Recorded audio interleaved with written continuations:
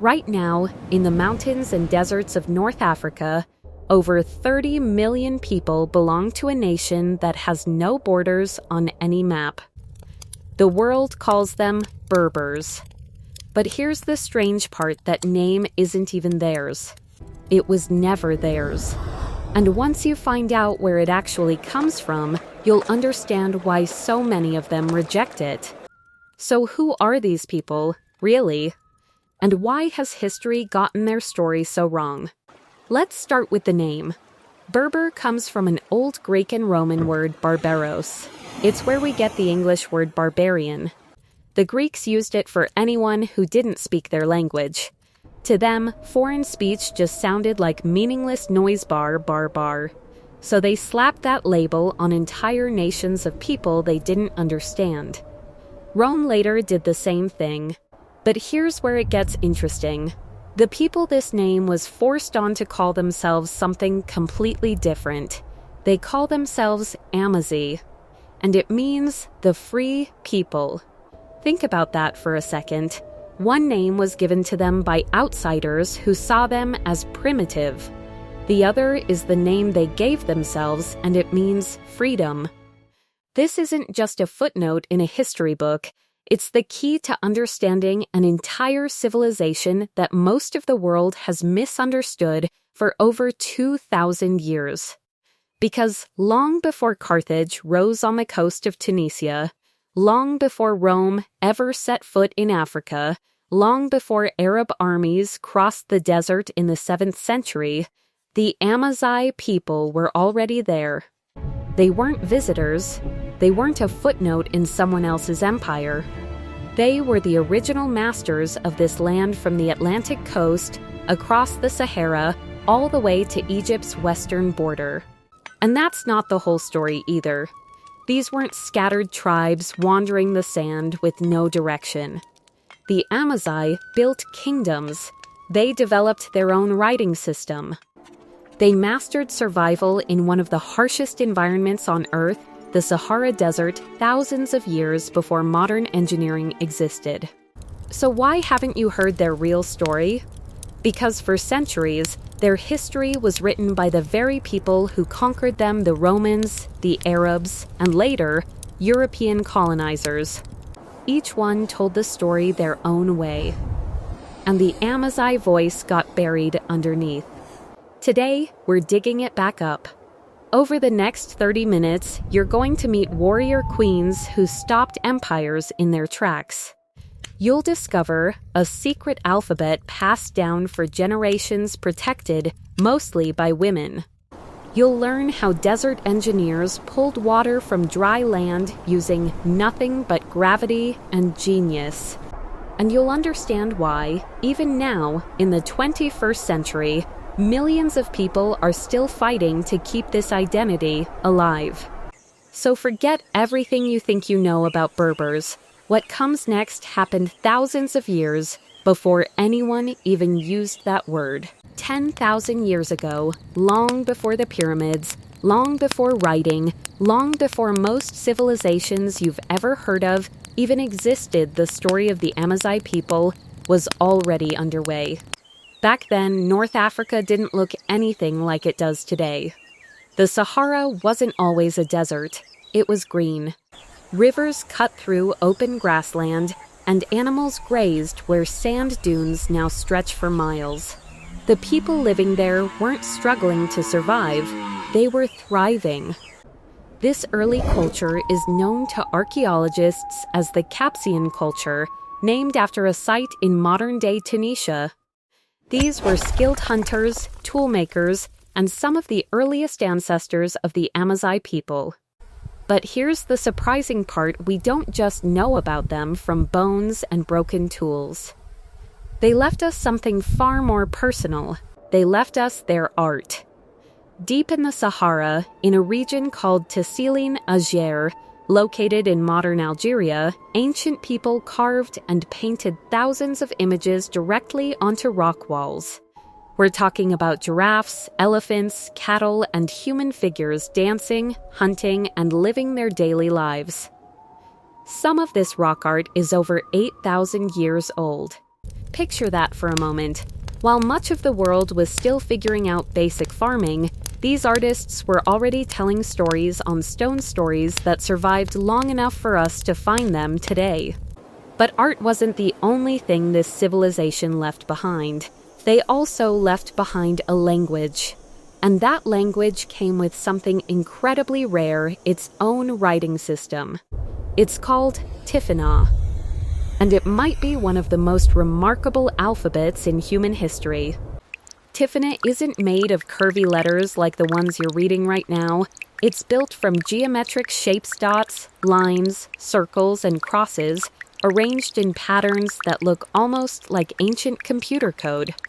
Some historians believe this script has roots going back over 2,000 years, possibly even connected to ancient Libyan inscriptions found across North Africa.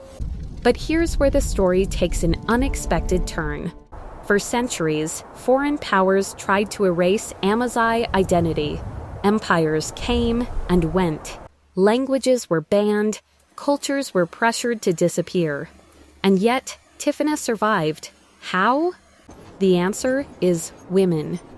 While men were often out trading, fighting, or dealing with the political pressures of whatever empire was currently in charge, it was Amazigh women, especially among desert communities like the Tuareg, who quietly kept Tifinagh alive. They taught it to their children. They used it in jewelry, in textiles, in private communication passed between family members. It became something almost like a hidden code, preserved not in official records, but in homes, in memory, and in daily life. Think about what that means. An entire alphabet, a piece of a civilization's identity, survived not because of kings or armies, but because of mothers and grandmothers who refused to let it die. And that changed everything. Today, Tifinagh isn't just a historical curiosity. It has been revived. In Morocco, it's now taught in schools. It appears on official road signs and government buildings. A writing system once pushed into the shadows is now standing proudly in public view again. So by the time other empires started arriving on Amazigh shores, Carthaginians, Romans, and eventually Arab conquerors, they weren't stepping into empty land or a blank cultural slate. They were stepping into a civilization that already had deep roots, a written language, and an identity strong enough to survive thousands of years. But surviving in North Africa took more than just culture and memory. It took incredible engineering skill, especially once you head deeper into the desert. And that's exactly where we're going next. If you picture the Sahara Desert, you probably imagine endless sand, brutal heat, and nothing else. But for one group of Amazigh people, this so-called empty land became home. And they didn't just survive there, they mastered it. They're known as the Tuareg. And you've probably seen an image of them before, even if you didn't know their name, tall figures wrapped in flowing robes, with a long piece of deep blue fabric wound around their heads and faces. That blue fabric earned them a nickname that stuck for centuries, the Blue Men of the Desert. But here's the surprising part, that indigo veil isn't just clothing. It's not even mainly for fashion. It's practical, spiritual, and deeply personal, all at once. Physically, the veil protects against blowing sand, brutal sun, and dry desert wind. But the indigo dye used to color it would rub off onto the skin over time, giving the wearer's face a subtle blue tint. That's actually where the nickname comes from. Spiritually, the veil carries even more weight. Among Tuareg men, it's worn constantly, even inside the home, even while eating. Sometimes even in front of close family. It's tied to ideas of honor, maturity, and personal identity. Interestingly, it's Tuareg men who cover their faces, not the women, which is the reverse of what many outsiders expect when they think about veiling traditions in this part of the world. But surviving the Sahara took more than the right clothing. It took something far more important, the ability to navigate a landscape with almost no landmarks at all. Imagine standing in the middle of the desert. No roads, no trees, no buildings, just sand stretching in every direction, shifting and reshaping with every windstorm. How do you find your way? The Tuareg looked up. They became master navigators using the night sky, tracking star positions to guide camel caravans across hundreds of miles of open desert. For generations, this sky-based navigation system was passed down, allowing traders to move salt, gold, and goods across some of the most dangerous trade routes on Earth.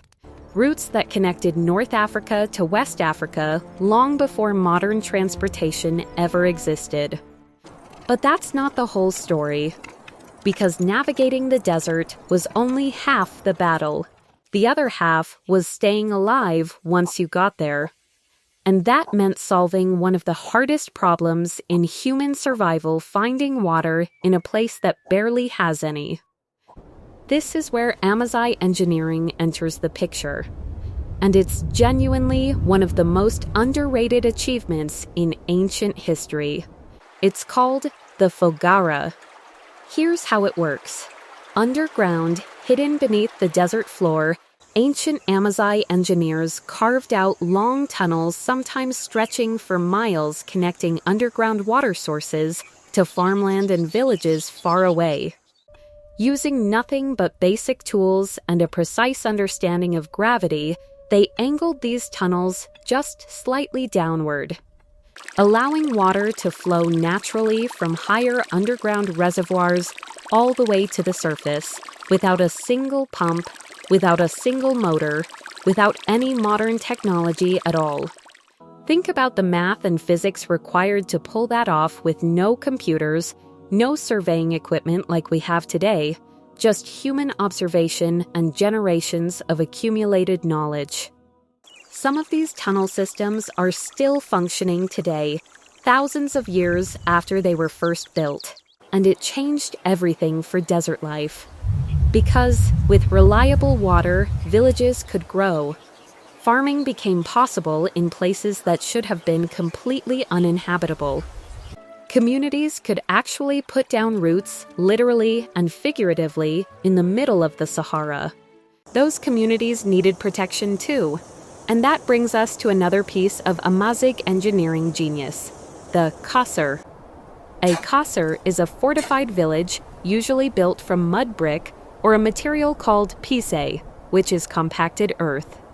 These structures were designed with narrow winding streets, thick protective walls, and central granaries used to store food, safely protecting communities from both harsh weather and potential raiders. Some qasur, which is the plural form of qasr, still stand today. Certain ones in southern Morocco have even been used as filming locations for major Hollywood productions, because their ancient architecture looks almost otherworldly on camera. Tourists walk through these sites without always realizing they're standing inside a living piece of Amazigh engineering history structures built to solve real survival problems thousands of years ago, using nothing but earth, water logic, and community planning. So, by this point, one thing should be clear. The Amazigh people weren't just wandering the desert, hoping to survive. They were engineering their environment. They were reading the stars. They were pulling water out of dry land through pure engineering skill. But surviving the desert was only one part of their story. Because when outside empires eventually tried to conquer this land, they didn't just meet farmers and traders. They met warriors. And one of them was a woman who would become legendary. By the late 7th century, a massive new power was expanding across North Africa. The Umayyad Caliphate, one of the largest empires the world had ever seen, was pushing westward, conquering territory at a staggering pace. City after city fell, kingdom after kingdom surrendered. But then, this powerful empire ran into something it didn't expect: fierce, organized resistance, led by a woman. Her name was Dihya. History also remembers her by another name, Al-Kahina, meaning the seer or the priestess. Here's the surprising part. At a time when most historical accounts barely mention women in positions of military power, Dihya wasn't just present in the story, she was leading it. Dihya united multiple Amazigh tribes under her leadership, forming a resistance force capable of standing up to one of the most powerful militaries on Earth. And she didn't just survive a few skirmishes, she won real battles. At one point, her forces even managed to push back Umayyad troops, forcing a retreat that stunned the invading army. For a period of time, Dihya effectively ruled over a significant portion of North Africa, defending Amazigh independence against a wave of conquest that had already swallowed up empire after empire before reaching her territory. But that's not the whole story. Legends about Dihya grew over the centuries, and like most legendary figures, some details became blurred between historical fact and dramatic storytelling. Some accounts describe her using a scorched earth strategy, destroying resources across the land to make it less appealing for invading forces to occupy. Other accounts focus more on her role as a spiritual leader, someone believed to have prophetic abilities that inspired deep loyalty among her people. Eventually, after years of resistance, Dihya was defeated in battle. But here's what matters most about her story. She wasn't remembered as someone who simply lost. She was remembered as a symbol proof that the Amazigh people would not surrender their identity or their land without a fight. Even today, Dihya remains one of the most powerful symbols of Amazigh resistance and pride. Statues have been built in her honor. Her story is taught, retold, and celebrated as a defining moment in Amazigh history. And here's where it gets interesting, because Dihya wasn't the end of Amazigh power in North Africa. In many ways, she was just the beginning of something even bigger. Centuries later, two major Amazigh dynasties would rise to extraordinary power: the Almoravids and the Almohads. The Almoravid dynasty emerged in the 11th century, originating from Amazigh groups in the Sahara. What started as a religious and military movement grew into a massive empire, eventually controlling territory stretching from present-day Senegal in West Africa all the way up through Morocco and across the strait into southern Spain. Think about the scale of that for a moment. An empire founded by desert-based Amazigh forces eventually ruled parts of Europe. Following the Almoravids, the Almohad dynasty rose to power in the 12th century, expanding Amazigh influence even further. Under Almohad rule, cities flourished, architecture reached new heights, learning and scholarship expanded across the empire. Some of the most impressive architectural monuments in Morocco and Spain today trace their roots back to this era of Amazigh-led civilization. So let's pause and take that in. The same people history often reduced to the label nomadic desert tribes once ruled a transcontinental empire stretching across 2 continents, shaping art, architecture, and governance across an enormous stretch of the ancient world. This is the part of the story that rarely makes it into mainstream history lessons.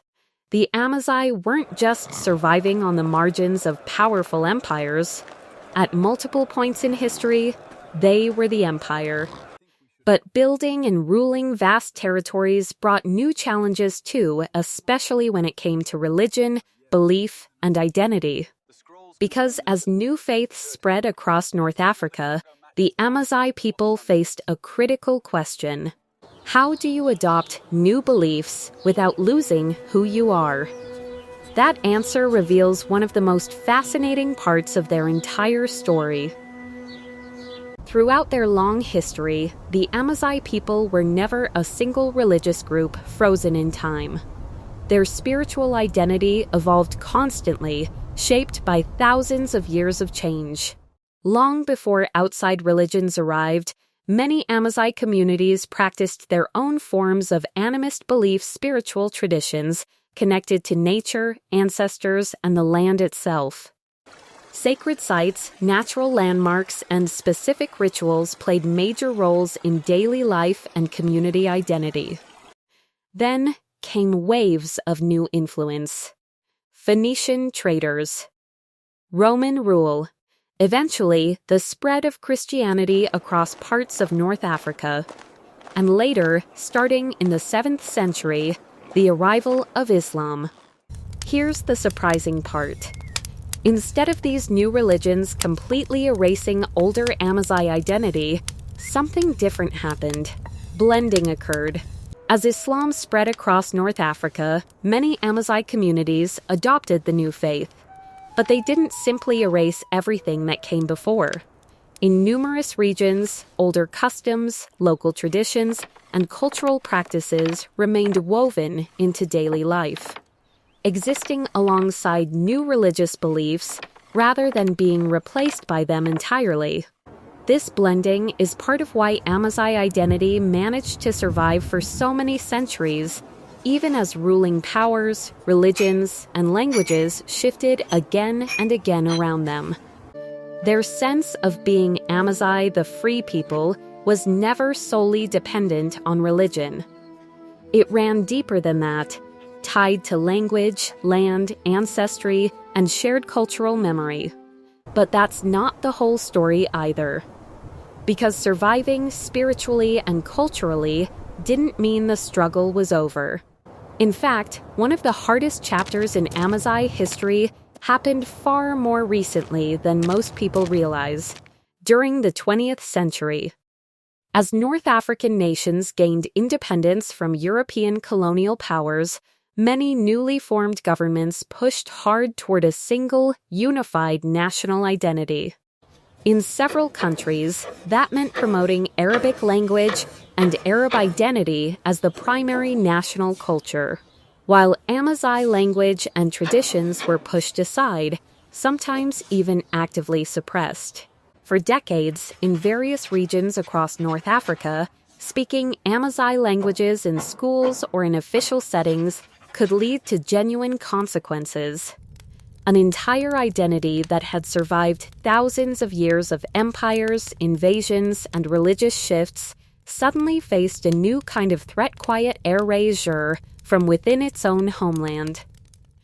But the Amazigh people had survived worse before, and once again they refused to disappear. Beginning in the late 20th century and accelerating through the 21st, a powerful cultural revival movement took hold. This period is often referred to as the Amazigh Spring. Activists pushed for official recognition of Amazigh language and identity. Protests, cultural festivals, and academic movements worked to bring Tifana writing, Amazigh language education, and cultural pride back into public life. And here's where it gets interesting: this movement actually worked.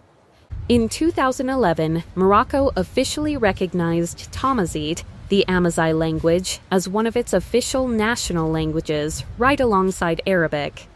In Algeria, Tamazight also gained recognition as an official national language in 2016. These weren't just symbolic gestures. These decisions represented millions of people finally seeing their ancestral language and identity recognized at the highest levels of government after generations of being pushed to the margins. Today, Amazigh New Year celebrations, known as Yenayer, are increasingly recognized as public holidays in multiple North African countries. Tifana script now appears on street signs, school materials, and government documents. Amazigh language media, music, and film have expanded rapidly across the region. An identity that outsiders once tried to erase, first through conquest, later through colonization, and still later through forced assimilation, didn't just survive. It's growing stronger right now in the present day. So let's go back to the question we asked at the very beginning of this video. Who are the people the world calls Berbers? By now, you already know the answer runs far deeper than that outdated label ever suggested. These are the Amazigh, the free people. Long before Carthage built its trading ports, long before Rome expanded its empire, long before Arab armies crossed into North Africa. The Amazigh were already there, shaping the land, developing their own written language, and building a civilization rooted in incredible resilience. They weren't just desert nomads wandering aimlessly across empty sand, the way old textbooks sometimes made them sound. They were skilled engineers, pulling water from dry earth using nothing but gravity and generations of accumulated knowledge. They were master navigators, reading the stars to cross one of the harshest landscapes on the planet. They built empires that stretched across 2 continents. They produced warrior leaders like Dia, who stood against one of history's most powerful militaries and refused to back down. And when outside forces tried to erase their language, their writing, and their identity, it was often the quiet, determined strength of Amazigh women protecting the Tifana alphabet for generations that kept the culture alive long enough to be reborn. That's the real legacy here. Not conquest, not empire alone. Survival, because in many ways, the Amazigh story isn't just about ancient North Africa, it's a story that still matters right now. In a world where global culture increasingly pushes towards sameness, where local languages fade, traditional knowledge gets forgotten, and ancient identities risk disappearing under the weight of modern life, the Amazigh people prove something powerful. An identity rooted in language, land, and shared memory can survive empires. It can survive centuries of pressure to disappear. And with enough determination, it can even be reborn in the modern world, stronger than before. So the next time you hear the word Berber, remember what it actually replaced. Remember the free people, the Amazigh, who were here long before that name was ever forced upon them, and who are still here today, writing their story in their own alphabet, in their own words, on their own terms. This has been another ancient spirit tale, a story pulled from the past, but never truly finished. Because as long as people keep speaking these languages, keep teaching these histories, and keep remembering where they came from, the story of the free people isn't over. It's still being written.